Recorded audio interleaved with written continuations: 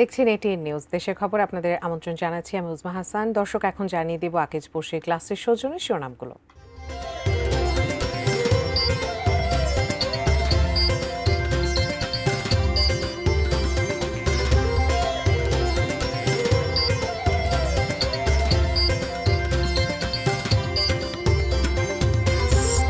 উত্তরে মহাসড়কের যানজটে দুর্ভোগে ঘর ফিরতি মানুষ, দক্ষিণে স্বাভাবিক। সড়ক দুর্ঘটনায় 5 জেলায় বাবা ছেলে সহ 9 জনের প্রাণহানি। এবং শেষ মুহূর্তে জমজমাট কুরবানির পশুর হাট।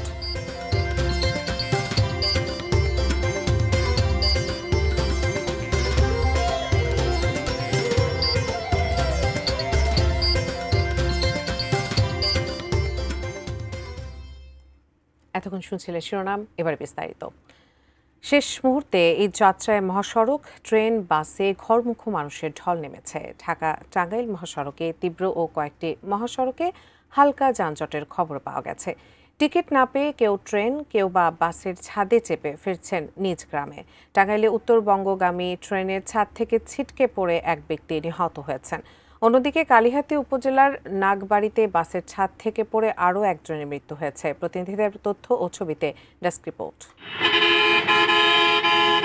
ঢাকা টাঙ্গাইল যমুনা সেতু মহাসড়কে ৪৫ কিলোমিটার এলাকা জুড়ে যানজটের সৃষ্টি হয়েছে। শুক্রবার ভোর থেকে শত শত যানবাহন আটকা পড়ে এই রুটে। ভোগান্তিতে পড়েন যাত্রীরা। কালকে রাতে 7টা সাইডে আসি ঢাকা থেকে, এ পর্যন্ত এখানে 12-13 ঘন্টা গেছে। আমরা আসি আল্লাহ দিলে। যানজট, ঈদ যাত্রা অনেক কষ্ট হইতেছে। এবার বাগবাতে বর্তমান তো রাস্তায় তো বহুত জ্যাম আছে, এই জন্য তো রাস্তায় আমাদের সমস্যার কারণে আর কি এটি রাখে। অন্যদিকে টাঙ্গাইলের উত্তরবঙ্গগামী ট্রেনের ছাদে অতিরিক্ত যাত্রীর চাপে ছাদ থেকে ছিটকে পড়ে এক ব্যক্তি নিহত হয়েছেন। কালিহাতী উপজেলার নাগবাড়িতে বাসের ছাদ থেকে পড়ে মারা গেছেন আরও একজন।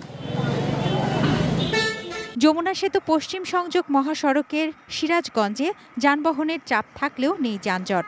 ফলে স্বস্তি নিয়ে গন্তব্যে ফিরছে উত্তর ও দক্ষিণ অঞ্চলের 22 জেলার মানুষ। ঢাকা মাওয়া এক্সপ্রেসওয়ে হয়ে নিজ গন্তব্যে ছুটছেন দক্ষিণবঙ্গের 21 লাখ মানুষ। পদ্মা সেতুর কল্যাণে এই পথে এবারের ঈদযাত্রাও বিড়ম্বনাহীন ও নির্বিঘ্ন। মোটরসাইকেল, প্রাইভেট কার ও মাইক্রোবাসে নিজ গন্তব্যে চলেছেন দক্ষিণবঙ্গের মানুষ। সাভার, আমিনবাজার, হেমায়েতপুর, ফুলবাড়িয়া, নবীনগর মহাসড়কে থেমে থেমে যানজটের সৃষ্টি হয়েছে। সরকারি বেসরকারি সব প্রতিষ্ঠানে একসঙ্গে ছুটি হয় রাস্তায় যাত্রীদের চাপ বেড়েছে। বাসের অপেক্ষায় ঘন্টার পর ঘন্টা বসে থাকতে হচ্ছে অনেককেই। পাটুরিয়া ফেরিঘাট হয়ে বাড়ি ফিরছেন দেশের দক্ষিণ পশ্চিমাঞ্চলের হাজারো মানুষ। ভোর থেকে ঘাট এলাকায় দেখা গেছে যানবাহন ও যাত্রীর বাড়তি চাপ। বেলা বাড়ার সঙ্গে সঙ্গে তা বেড়ে হয় দ্বিগুণ। যানবাহন ও যাত্রীর তুলনায় ফেরি সংকটের কারণে শেষ মুহূর্তে ঈদযাত্রায় ভোগান্তিতে পড়েছে ঘরমুখো মানুষ। তুনাজিনা তনু, ডেস্ক রিপোর্ট, এটিএন নিউজ। দর্শক, ঢাকা টাঙ্গাইল মহাসড়কে কয়েক কিলোমিটার দীর্ঘ যানজটের কারণে চরম ভোগান্তি পোহাতে হচ্ছে ঘরমুখো মানুষদের। 3 ঘন্টার সড়ক পথ 15 থেকে 17 ঘন্টায়ও পার হতে পারছে না উত্তরবঙ্গের মানুষ। আরও জানতে যোগ দিচ্ছেন টাঙ্গাইল প্রতিনিধি নওশাদ রানা সানভি। সানভি, উত্তরবঙ্গে কেন এত যানজটের সমস্যা দেখতে পাচ্ছেন এবং যানজট আর ভোগান্তি এড়াতে প্রশাসনেরই বা নজরদারি কেমন দেখতে পাচ্ছেন সেখানে? আমি এই মুহূর্তে আছি পৌলিতে, ঢাকা টাঙ্গাইল মহাসড়কের।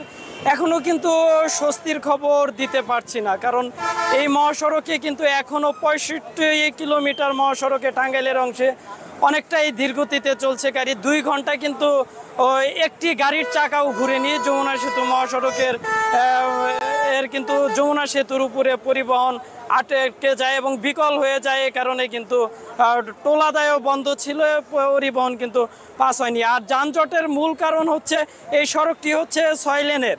এলেঙ্গা থেকে 14 কিলোমিটার, যমুনা সেতু পর্যন্ত 4 লেন। 6 লেন থেকে যখন 4 লেনে প্রবেশ করে তখন কিন্তু যানজট সৃষ্টি হয়। পরবর্তীতে এই 14 কিলোমিটারও কিন্তু 4 লেনের কাজ 40% শেষ হয়নি। পরবর্তীতে যমুনা সেতু 1 লেনে প্রবেশ যখন করে গাড়ি, তখন কিন্তু দীর্ঘ যানজটের সৃষ্টি হয়। আর যমুনা সেতুর উপরে যদি একটি গাড়ি বিকল বা দুর্ঘটনার শিকার হয় তাহলে তো কথাই নেই, তাহলেই কিন্তু 1-2 ঘন্টা কিন্তু পরিবহন বন্ধ হয়ে যায় এই সড়ক দিয়ে চলতে। এছাড়াও কিন্তু প্রশাসনের উপস্থিতি কিছু পুলিশ দেখা গিয়েছে, পুলিশ ছাড়া কিন্তু কাউকে ওভাবে দেখা যায়নি, কিছু সেনা সদস্য দেখা গিয়েছে। ধন্যবাদ উজমা, এই ছিল টাঙ্গাইল থেকে আমার কাছে সর্বশেষ। সানভি, আপনাকে ধন্যবাদ। দর্শক, নারায়ণগঞ্জের ঢাকা চট্টগ্রাম ও ঢাকা সিলেট মহাসড়কে সর্বশেষ আপডেট জানতে সেখানে আমরা যাচ্ছি। কিছুটা ধীরগতি থাকলেও ভোগান্তিহীনভাবেই কিন্তু বাড়ি ফিরছেন মানুষ। ঢাকা চট্টগ্রাম মহাসড়ক থেকে আরও জানিয়েছেন প্রতিনিধি আব্দুস সালাম। আমরা সাইনবোর্ড এলাকায় দাঁড়িয়ে আছি। গত 2 দিন ঢাকা থেকে যে 17টি জেলার সাথে এই 2টি মহাসড়কের সংযোগ, এই 2টি মহাসড়কে যে পরিমাণ ঘরমুখী মানুষের ভিড় লক্ষ্য করা গেছে, আজকে কিন্তু সকাল থেকে সেটি আমরা দেখছি না। এবং এই 2টি মহাসড়কে যে পরিমাণ লোকের যাতায়াত করার কথা ছিল, তারা কিন্তু গত 2 দিনেই মূলত সেই যাতায়াত করে ফেলেছে এবং তারা ঘরে ফিরে গেছে, নারীর টানে তারা গ্রামে ফিরে গেছে।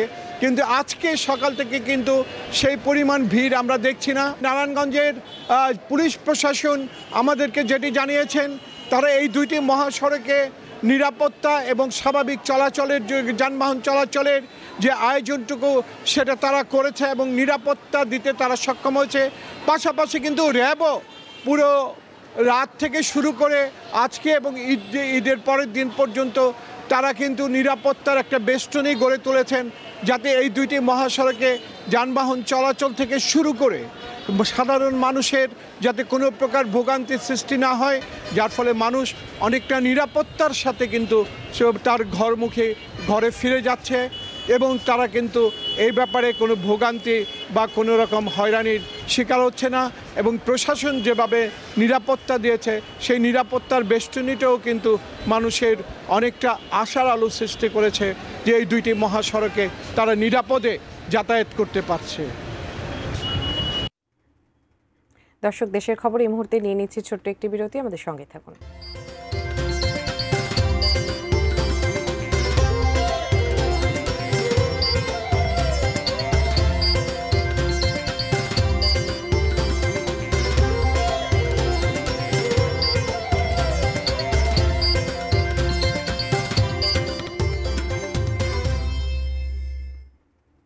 বিরতির পর সবাইকে আবারও স্বাগত। দেশের 5 জেলায় সড়ক দুর্ঘটনায় বাবা ছেলে সহ 9 জনের প্রাণহানি হয়েছে। দুর্ঘটনাগুলোতে আহত হয়েছেন আরও অন্তত 21 জন। ময়মনসিংহের হালুয়াঘাটে নানা শ্বশুর বাড়িতে ঈদ উদযাপন করতে যাচ্ছিলেন পারভেজ ও তার পরিবার। সকালে তারাকান্দা উপজেলার পশ্চিম তালধিগি এলাকায় নিয়ন্ত্রণ হারিয়ে তিশা পরিবহনের একটি বাস সেখানকার এক মসজিদে ঢুকে পড়ে। এতে মসজিদের দেয়ালের সঙ্গে ধাক্কা লেগে বাসের সামনের অংশ দুমড়ে মুচড়ে যায়। ঘটনাস্থলে পারভেজ ও তার ছেলে হাসানের মৃত্যু হয়। আহত আরও 12 জনকে ময়মনসিংহ মেডিকেল কলেজ হাসপাতালে ভর্তি করা হয়। একই সময় তারাকান্দা উপজেলায় একটি সিএনজি চালিত অটোরিকশাকে দ্রুতগামী একটি ট্রাক চাপা দিলে ঘটনাস্থলে অটোরিকশা চালক শরীফ ও যাত্রী নিহত হন। ঝিনাইদহের কোটচাঁদপুর উপজেলায় ট্রলির ধাক্কায় আদনান নামে এক শিশুর মৃত্যু হয়েছে। একই দিনে ঈদের কেনাকাটা করতে যাওয়ার সময় মোটরসাইকেল নিয়ন্ত্রণ হারিয়ে গাছের সাথে ধাক্কা লেগে মৃত্যু হয়েছে কাজল নামে এক কিশোরের। এছাড়া চাঁপাইনবাবগঞ্জ, গাজীপুর ও মানিকগঞ্জে 1 জন করে নিহতের খবর জানা গেছে।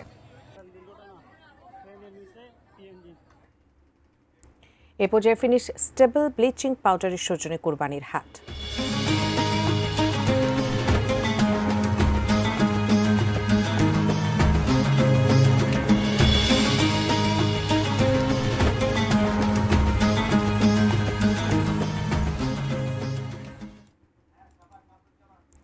কোরবানির পশুর হাটগুলোতে শেষ মুহূর্তের কেনাকাটায় ব্যস্ত ক্রেতা বিক্রেতারা। তবে বিক্রেতাদের অভিযোগ, হাটে ভিড় থাকলেও কাঙ্ক্ষিত ক্রেতা নেই।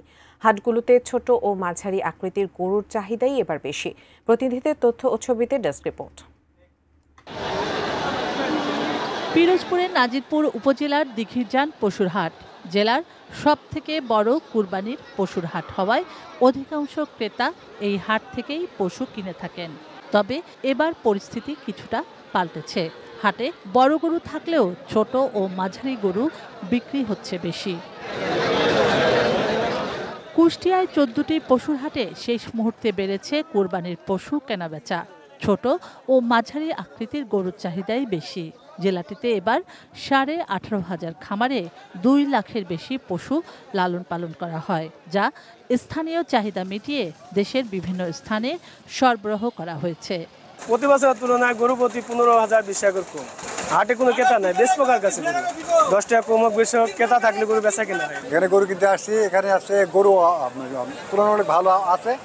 ঈদের আগের পর্যন্ত চাঁদ রাত পর্যন্ত বিক্রি হয়, সুতরাং সেই সময় আমরা বলতে পারবো যে খামারিরা কী রকম দাম পাচ্ছে। তো আমার মনে হয় যে খামারি এবং ক্রেতা উভয়ই উপকৃত হচ্ছে। শেরপুরের প্রতিটি কুরবানির পশুর হাট ক্রেতা বিক্রেতায় পরিপূর্ণ, বিক্রিও হচ্ছে ভালো। চাহিদার তুলনায় প্রায় 24,000 গরু বাড়তি, যা পাঠানো হয়েছে বিভিন্ন জেলায়। রাঙামাটি শহরের পৌর ট্রাক টার্মিনালে বসেছে শহরের একমাত্র গরুর হাট। বিভিন্ন উপজেলা থেকে বোটে করে প্রতিদিন কয়েকশো গরু নিয়ে আসা হয় হাটে। অন্য বছরের তুলনায় এবার গরুর দাম বেশি বলে জানালেন ক্রেতারা। হাটটির প্রায় সব গরুই পাহাড়ি এলাকার হওয়ায় দাম বাড়তি বলে জানান বিক্রেতারা। 4টা বিক্রি করে ফেলছি, এখন একটা আছে, মোটামুটি দাম আছে, সীমিত আছে, মোটামুটি বেশিও না কমও না। গরু মোটামুটি যেমন সরবরাহ তেমন চাহিদাও আছে। Shukla Sarkar, desk report, ATN news.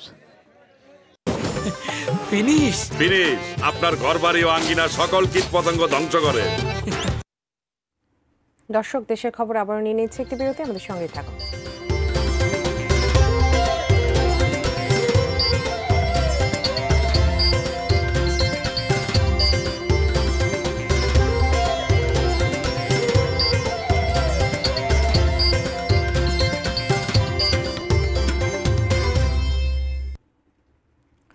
দর্শক, বিরতির পর সবাইকে আবারও স্বাগত।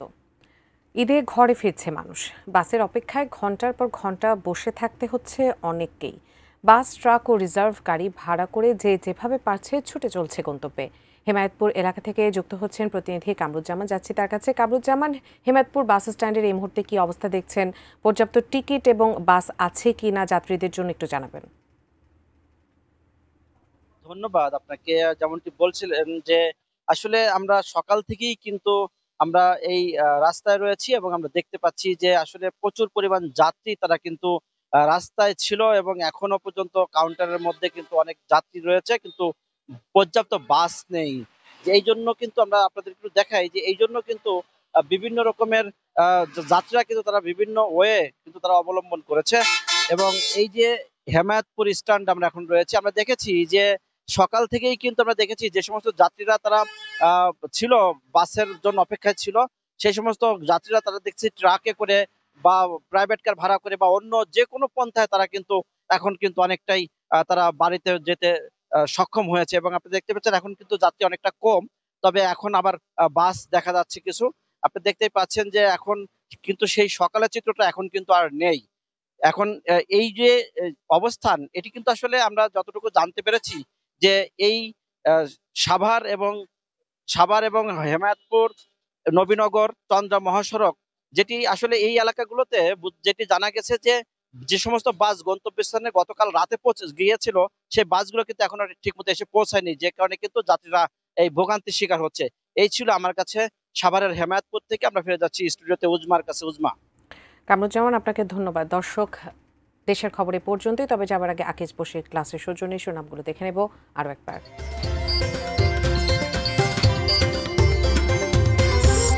উত্তরে মহাসড়কে যানজটে দুর্ভোগে ঘর ফিরতে মানুষ, দক্ষিণে স্বাভাবিক।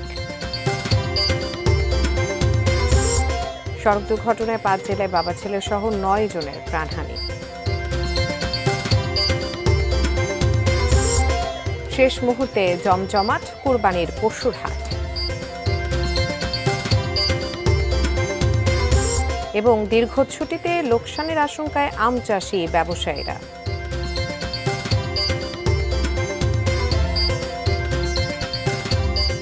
দর্শক, দেশের খবর এ পর্যন্তই। এতক্ষণ সাথে থাকার জন্য ধন্যবাদ সবাইকে।